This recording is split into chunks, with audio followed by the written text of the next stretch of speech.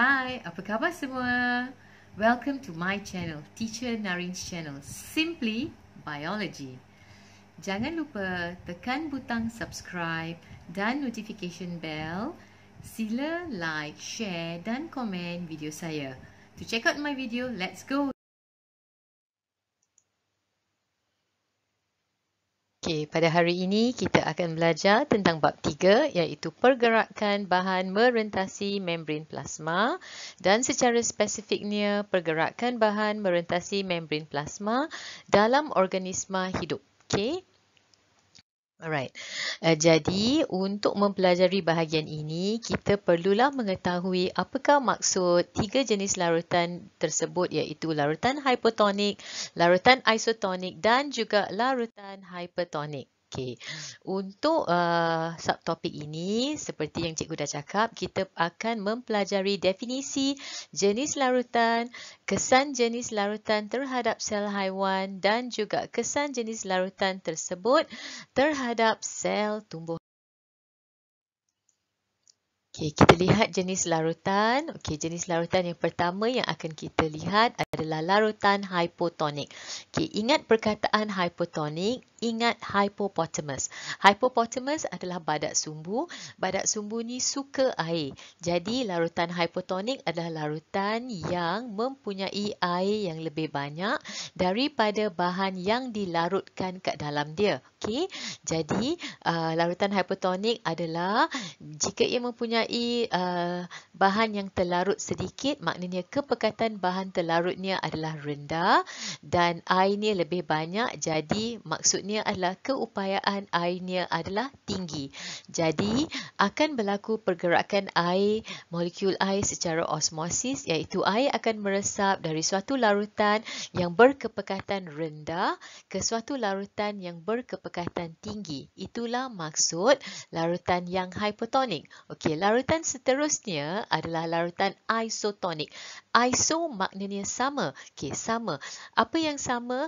Kepekatan bahan terlarut sama antara dua larutan yang kita lihat. Okey, jadi jika dua larutan ini mempunyai kepekatan bahan terlarut yang sama, maka tiada pergerakan bersih air di antara dua larutan itu.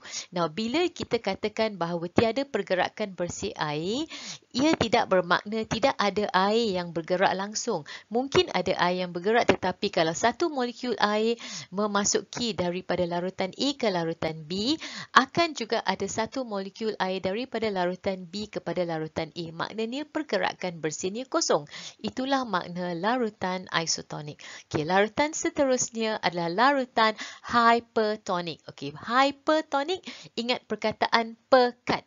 So, nak senang cerita, hypertonik adalah pekat. Hypertonik maknanya kepekatan bahan terlarut yang tinggi, dan jika kepekatan bahan terlarutnya tinggi, maknanya keupayaan airnya adalah rendah, maknanya airnya kurang, bahan yang terlarut tu lebih banyak, dan disebabkan itu air akan meresap dari larutan yang berkepekatan rendah ke larutan yang berkepekatan tinggi. Itulah makna larutan hypertonik. Larutan yang pertama yang kita akan pelajari adalah larutan hypotonik, dan untuk larutan hypotonik sila lihat bikar yang ditunjukkan di atas. Bikar ini mempunyai dua jenis larutan yang telah dipisahkan oleh membran telak memilih. Okey, membran telak memilih di bahagian A dengan bahagian B. Di bahagian A kita nampak ada satu molekul berwarna merah, maknanya bahan terlarutnya satu molekul sahaja, dan di bahagian B pula mempunyai 3 molekul bahan terlarut. Jadi, kalau kita lihat di sini, di bahagian A, disebabkan oleh bahan terlarutnya sedikit, jadi kepekatan bahan terlarutnya rendah dibandingkan dengan B, di mana kepekatan bahan terlarutnya adalah tinggi. Okey, kita bezakan tentang keupayaan air pula. Keupayaan air di bahagian A ni adalah tinggi disebabkan dia mempunyai lebih banyak air, dan keupayaan keupayaan air di bahagian B ni adalah rendah. Okey.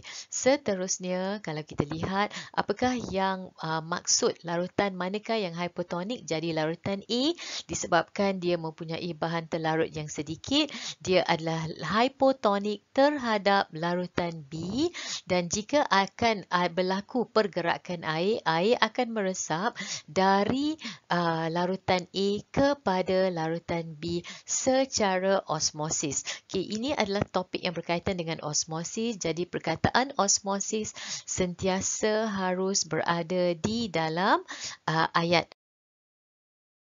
Kita lihat larutan yang seterusnya iaitu larutan isotonik. Okey, seperti yang kita dah bincang tadi, isotonik maknanya kepekatan bahan terlarut dalam dua larutan itu sama. So seperti biasa, kita lihat bikar yang ada di atas, dua larutan yang dipisahkan oleh membran telak memilih. Kalau kita lihat di larutan A, dua molekul bahan terlarut, dan di bahagian B, dua molekul bahan terlarut. Seterusnya, kepekatan bahan terlarut A sama dengan kepekatan bahan terlarut B. So, oleh itu, kita katakan bahawa larutan A adalah isotonik terhadap larutan B dan tiada pergerakan bersih air di antara A dengan B.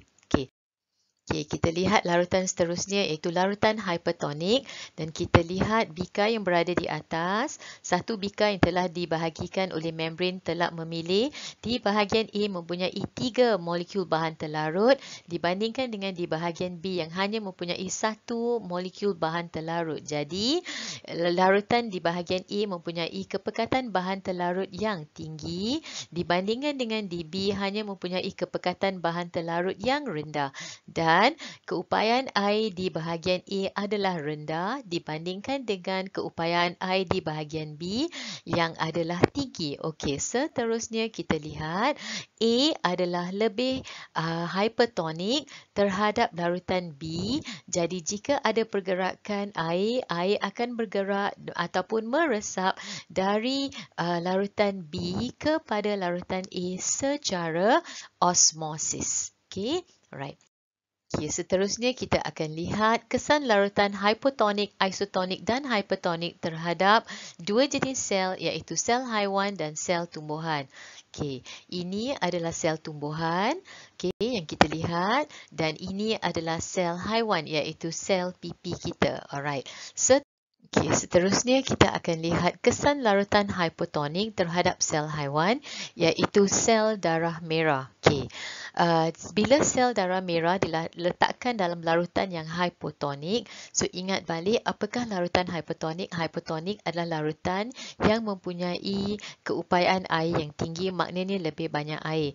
Jadi, apa yang akan berlaku adalah air akan meresap masuk ke dalam sel darah merah secara osmosis, dan bila ini berlaku, apa yang akan berlaku adalah sel itu akan mengembang dan akhirnya sel ini meletus. Sel ini meletus kerana sel darah merah hanya dikelilingi oleh membran plasma dan bukan oleh dinding sel seperti sel tumbuhan yang dapat mengekalkan bentuknya. Okay? Jadi disebabkan dia hanya mempunyai membran plasma, sel itu meletus, dan kita katakan bahawa hemolysis telah berlaku.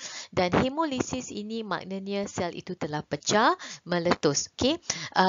Hemolysis, lysis maknanya pecah, hem maknanya sel darah. So, sel darah yang pecah, hemolysis. Okay? Seterusnya kita lihat apakah kesannya dalam larutan yang isotonik. So, bila sel darah merah diletakkan dalam larutan yang isotonik, apa yang berlaku adalah air akan meresap masuk ke dalam dan keluar daripada sel darah merah secara osmosis. Okay?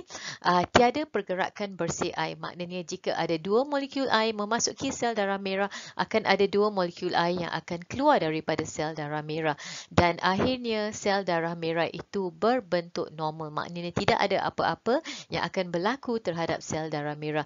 Dalam gambar rajah ini kita lihat bentuk dui cekung sel darah merah tersebut. Okey, seterusnya kesannya terhadap larutan yang hypertonik pula. Okey, apa yang akan berlaku adalah sel darah merah dalam larutan hipertonik. Okey, seterusnya air akan meresap keluar secara osmosis sebab larutan di luar sel darah merah itu adalah lebih pekat, iaitu mempunyai keupayaan air yang rendah, dan di dalam sel darah merah itu mempunyai keupayaan air yang tinggi.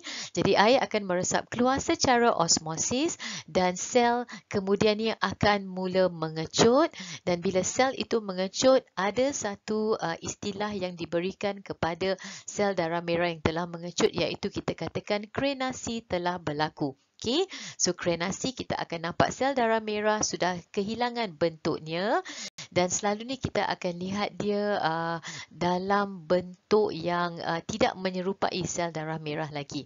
Okay. Seterusnya kita akan lihat kesan larutan hipotonik terhadap sel tumbuhan. Okay. Apa yang berlaku adalah sel tumbuhan diletakkan dalam larutan yang hipotonik. Hipotonik, ingat, adalah satu larutan yang mempunyai keupayaan air yang tinggi. Okay. Seterusnya air akan meresap masuk ke dalam vakuum secara osmosis. Alright. Disebabkan di luar sel tumbuhan itu mempunyai air yang lebih banyak, jadi air meresap masuk dan vakuumnya akan mula mengembang, dan bila vakuumnya mengembang, dia akan menolak sitoplasma ke arah membran sel, dan sel itu akan berada dalam keadaan segah. Okey, dalam keadaan segah ataupun turgid, dan seterusnya disebabkan oleh dinding selnya yang tegar dan kuat, sel ini tidak akan meletus. Dan tekanan segar inilah yang akan memberikan sokongan kepada sel tersebut dan juga dapat mengekalkan bentuk sel tumbuhan itu. Jadi sel tumbuhan dalam larutan yang hipotonik tidak akan meletus disebabkan oleh dinding selnya yang tegar dan kuat. Okey. Right. Kalau kita lihat dalam gambar foto yang ada di atas, kita akan nampak ini adalah sel tumbuhan, okay, sel bawang yang mempunyai vakuum yang penuh. Ini adalah nukleusnya, vakuumnya adalah penuh dengan subsel. Okay, seterusnya kita lihat apakah yang berlaku apabila sel tumbuhan diletakkan dalam larutan yang isotonik. Okey, keupayaan air di antara sel tumbuhan itu dengan larutan isotoniknya adalah sama. Okey, jadi air akan meresap ke dalam dan keluar daripada sel tumbuhan pada kadar yang sama, dan kita katakan bahawa sel tumbuhan sekarang berada dalam keadaan flasid. Okey, iaitu dia akan mengekalkan bentuknya. Alright. Seterusnya, kita lihat apakah kesan larutan hipertonik terhadap sel tumbuhan, iaitu sel tumbuhan yang telah diletakkan dalam larutan yang hipertonik. Apa yang akan berlaku adalah air akan meresap keluar daripada vakuum secara osmosis. Ini akan menyebabkan saiz vakuum menjadi kecil, sitoplasmanya mengecut dan membran plasmanya akan tertarik daripada dinding sel. Okay, kita lihat gambar foto yang ada di sini. Ini menunjukkan sel tumbuhan yang normal dikelilingi oleh dinding sel yang tegar dan membran plasmanya sudah tertarik. Membran plasma di sini pun nampak tertarik. Pada sel yang sebelah pun membran plasmanya sudah tertarik, dan di sel di sini pun membran plasmanya nampak tertarik. Dan jika ini berlaku, kita katakan bahawa sel telah mengalami plasmolisis, dan untuk keadaan yang berterusan, dalam keadaan plasmolisis, sel itu akan layu. Okay. Dan untuk mengembalikan sel ini kepada keadaan yang normal, sel tersebut boleh diletakkan dalam larutan hipotonik, dan ini akan menyebabkan air meresap masuk ke dalam vakuum, dan sel itu akan berkeadaan normal, dan kita katakan bahawa deplasmolisis telah berlaku. Okay.